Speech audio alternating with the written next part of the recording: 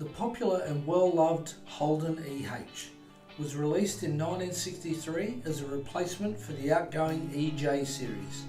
Visually, it was similar to the EJ, with the major design difference being the removal of the rear fins and rounding of the rear guards.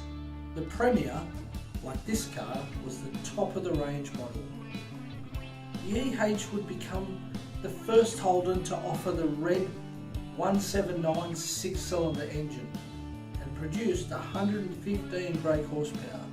This was a significant change from the old and tired grey motor that had been used in Holden's previous 7 models. Still fitted with its matching numbers engine, this car would be one for the astute collector.